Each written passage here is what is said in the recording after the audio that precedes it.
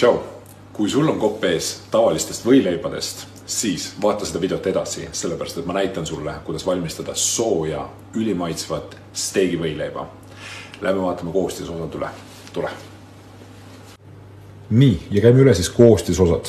Kuna tegu on siis steegi võileibaga, siis esimesena loomaliha.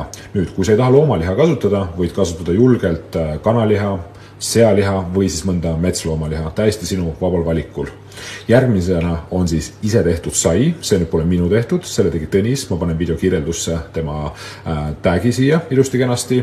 Maitset loob meil siis Santa Maria, vürtsi anname kannipipraga, röstitud küüslaugu ja pipra maitseainega anname aroomi, soolaga kergitame maitseid esile, see on siis selline vähendatud naatriumisisaldusega sool ja siis kasutan ka veel balsamikot, kuhu ma seda panen, kui palju, seda ma näitan hiljem ja need paprika, seened ja sibul lähevad siis käivad pannilt kiiresti läbi, natukene oliivõli, praeme need mõnusalt pruuniks ja salatiks kõrvale lihtsalt tomat, kõik. Tegelikult see kõik ongi siin justkui salat, lihtsalt need lähevad võileiva sisse ja need lähevad ilusti kenasti kõrvale. Nii et hakkame valmistama. Oota. Üks asi veel. Inimesed, kui te teete veiselihaga seda, siis on tegelikult äärmiselt oluline, et teil oleks lihatermomeeter olemas, sest kui te tahate liha seest ikkagi mediumiks jätta, mida mina tahan ja mida mina soovitan, siis muretsege endale lihatermomeeter 65, 70 või siis 75 kraadi, siis te saate sellise mõnusa malase medium tüki veiseliha puhul, teiste lihade puhul 75 kraadi ja ülesse. Nii et hakkame valmistuma.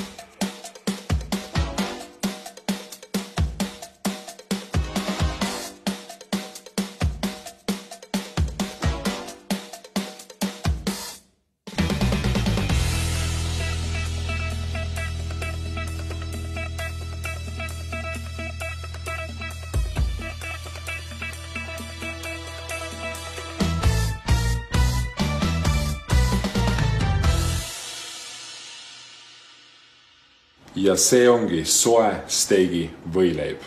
Nendele inimestele, kellel on kopp ees tavalistest võileibadest. Head isu!